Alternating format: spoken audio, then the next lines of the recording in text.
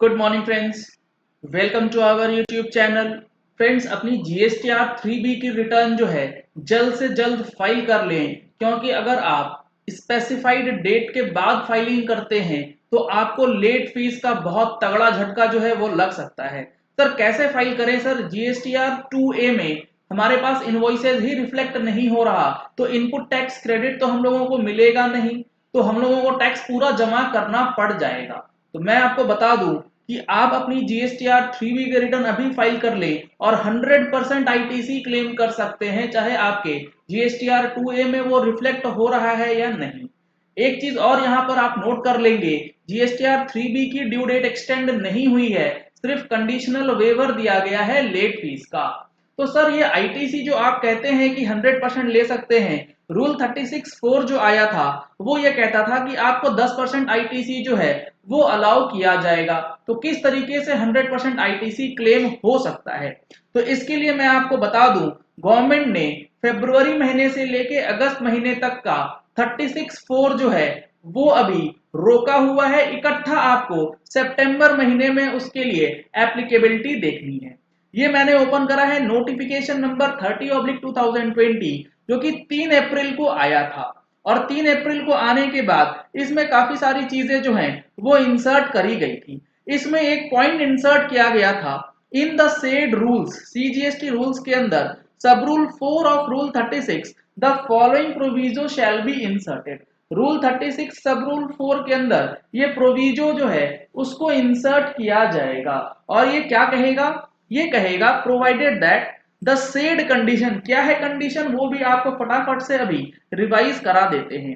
Shell apply cumulatively for the period February, March, April, May, June, July and August 2020 and the return in form GSTR 3B for the tax period September 2020 shall be furnished with the cumulative adjustment of input tax credit for the said months in accordance with the condition above।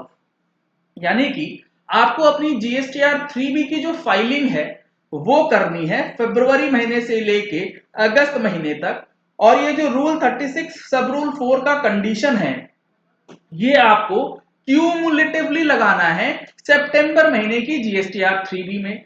Practically कैसे होगा इसका detailed video ऊपर आई button में link किया गया है, वहां जाकर के आप देख सकते हैं कैसे आप क्यूमुलेटिवली जो है इस कंडीशन को लागू कर सकते हैं।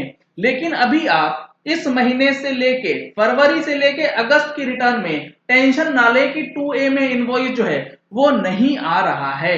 अब आपको मैं एक बार दिखा दूं ये कंडीशन जो है वो क्या कहता है। वो कहता है input tax credit to be availed by a registered person in respect of the invoices or the debit notes, the details of which have not been uploaded by the suppliers under subsection 1 of section 37 shall not exceed 20%। ये हालांकि 1 जनवरी 2020 से 10% कर दिया गया है of the eligible credit available in respect of the invoices or debit notes, the details of which have been uploaded by the suppliers under subsection 1 of section 37।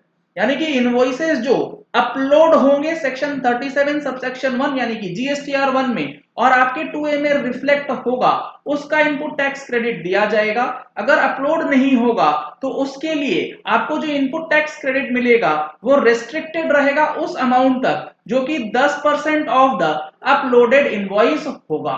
अब यहां पर एक सवाल जो बहुत निकल के आ रहा है कि ये जो आपको रिलैक्सेशन दिया गया है फरवरी से लेके अगस्त महीने तक के लिए दिया गया, सपोज आपका कोई इनवॉइस है जो कि जनवरी महीने का है और आप उसकी रिटर्न फाइल करते हैं फरवरी से लेके अगस्त महीने के अंदर, तो क्या होगा? तो आप इस चीज को एकदम दिमाग में बैठा लीजिए कि आपका जो भी इनवॉइसेस फरवरी से पहले का होगा उसमें कोई रिलैक्सेशन आपको नहीं मिलेगी, उसके अंदर आपको सारी limitations as it is check करनी होगी अगर आप अपनी रिटर्न इस पीरियड में फाइल करते हैं। ये रिलैक्सेशन दिया गया है in respect of that debit note और that tax invoices which has been issued and declared in February to August period, क्योंकि ये सितंबर महीने में इकट्ठा आपको जो है वो रिफ्लेक्ट करना है। अगर आप जीएसटी रिटर्न की हमारी प्रैक्टिकल ट्रेनिंग जो वर्कशॉप हमने ऑर्गेनाइज करी है जीएसटी प्लेटफॉर्म के तरफ से, जिसका आपको 23 और 24 के अंदर ऑनलाइन ट्रेनिंग दिया जाएगा, उसमें सारी चीजें जो हैं आपको सिलसिलेवार तरीके से बताई जाएंगी। 2 घंटे का ऑनलाइन ट्रेनिंग सेशन होगा दोपहर 12 बजे से 2 बजे तक, जिसकी डिटेल्ड जानकारी के लिए कॉन्टैक्ट नंबर स्क्रीन पे फ्लैश किए जा रहे हैं। आप उसमें संपर्क करके उस सेशन को ज्वाइन कर सकते हैं और जीएसटीआर 3B और 1 से रिलेटेड काफी इंपॉर्टेंट इंफॉर्मेशन आपको सुनने को मिलेगी, समझने को मिलेगी। अब देखिए यहाँ पर इन्होंने एक रेस्ट्रिक्शन से रिलेटेड सर्कुलर भी इशू किया था और इसमें इन्होंने बताया था whether restriction under rule 36 sub rule 4 of the CGST rules would apply during the lockdown period। क्या ये लॉकडाउन पीरियड में लागू होगा या नहीं। Wide notification 30/2020 central tax dated 3 April, a proviso has been inserted in CGST rules 2017। मैंने आपको दिखाया अभी प्रोविजो जो है इसके बाद इंसर्ट कर दिया गया है सब रूल 4 के बाद, to provide that the said condition shall not apply to the input tax credit availed by the registered persons in the returns in form GSTR 3B for the months of February, March, April, May, June, July and August. ये 7 months के अंदर आपको लागू नहीं होगा, but that the said condition shall apply cumulatively for the said period and that the return in 3B for the tax period of September shall be furnished with the cumulative adjustment of input tax credit for the said months in accordance with the condition under rule 36 sub rule 4।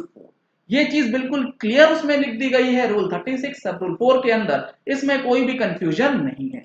तो यहां पर मैंने आपको 2 चीजें बताई, GSTR 3B की due date extend नहीं हुई है। अगर आप अभी नहीं फाइल करेंगे, वेट करेंगे लास्ट डेट का जून में, तो उस टाइम पे बहुत ज्यादा प्रेशर, बहुत ज्यादा लोड जीएसटी के ऊपर आने वाला है, आपके ऊपर भी आ सकता है। बहुत सारे महीने की रिटर्न आपकी पेंडिंग हो जाएगी। इसीलिए अगर आप कर सकते हैं, क्योंकि लॉकडाउन में रिलैक्सेशन दिया गया है, तो आप उसका बेनिफिट लें और जितनी हो सकती है फाइलिंग कर लें। और इस सैटरडे संडे के अंदर जो वर्कशॉप होने वाला है उसको बिल्कुल भी मिस ना करें। नॉमिनल फी ऑफ ₹500 रखा गया है, उसके अंदर 2 दिनों में आपको काफी इंपॉर्टेंट इंफॉर्मेशन जो है 3B और 1 से रिलेटेड शेयर की जानी है टीम जीएसटी प्लेटफॉर्म की तरफ से। ज्वाइनिंग के लिए आपको कॉन्टैक्ट नंबर्स जो है डिस्क्रिप्शन बॉक्स में भी मिल जाएंगे, फ्लैश कर रहे हैं स्क्रीन के ऊपर भी। तो 2A में अगर इनपुट टैक्स क्रेडिट नहीं दिखेगा तो वो अमाउंट लाएंगे कहां से। तो मैं आपको बता दूं, जो इनपुट टैक्स क्रेडिट जो आपके पास इनवॉइस आएगा, जो भी गुड्स रिसीव आपने करे, सर्विसेज आपने रिसीव करी हैं, उससे रिलेटेड जो आपका टैक्स इनवॉइस है या डेबिट नोट है, और जो आप अपने बुक्स ऑफ अकाउंट्स के अंदर परचेज बुक करते हैं, तो परचेज का लेजर देख लीजिए, उसमें जितना इनपुट टैक्स क्रेडिट है उसके हिसाब से क्रेडिट जो है क्लेम कर लीजिएगा। लेकिन यहाँ पर ध्यान ये रखिएगा, सेक्शन 16 सब सेक्शन 2 के अंदर जो 4 कंडीशंस हैं वो फुलफिल होनी चाहिए कि आप एक्चुअल गुड्स रिसीव कर रहे हैं, आपके पास इनवॉइसेज जो है वो अवेलेबल होना चाहिए, वैलिडली इनवॉइस इशू होना चाहिए, और उसके बाद जो टैक्स है वो उसका पेमेंट हो गया हो और आप अपनी रिटर्न जो है वो वैलिडली फाइल करते हैं। 36 सब रूल 4 का जो कंडीशन है वो आपको चेक नहीं करना, आप अपने परचेज लेजर के बेसिस पे क्रेडिट क्लेम कर सकते हैं। चलिए इस वीडियो को यही एंड करते हैं। आशा करते हैं कि आपको ये वीडियो पसंद आया होगा। अगर आपको ये वीडियो पसंद आया तो इस वीडियो को लाइक और शेयर करना मत भूलिएगा, ताकि मैक्सिमम लोगों तक ये इन्फॉर्मेशन पहुंच जाए कि जीएसटीआर 3B में अभी 100% आईटीसी ले सकते हैं या अभी भी हम लोगों को कंडीशन जो है वो लगानी करनी है और उसको भी चेक करना पड़ेगा क्या। अगर आपने हमारे चैनल पे फर्स्ट टाइम ट्यून इन किया है तो चैनल को सब्सक्राइब करने के लिए नीचे दिए गए रेड कलर के सब्सक्राइब बटन को प्रेस कीजिए, साथ में जो बेल आइकन है उसे भी प्रेस कर लीजिएगा, ताकि वीडियोस की नोटिफिकेशंस आप तक रेगुलरली पहुंचती रहें। Thank you and have a nice day.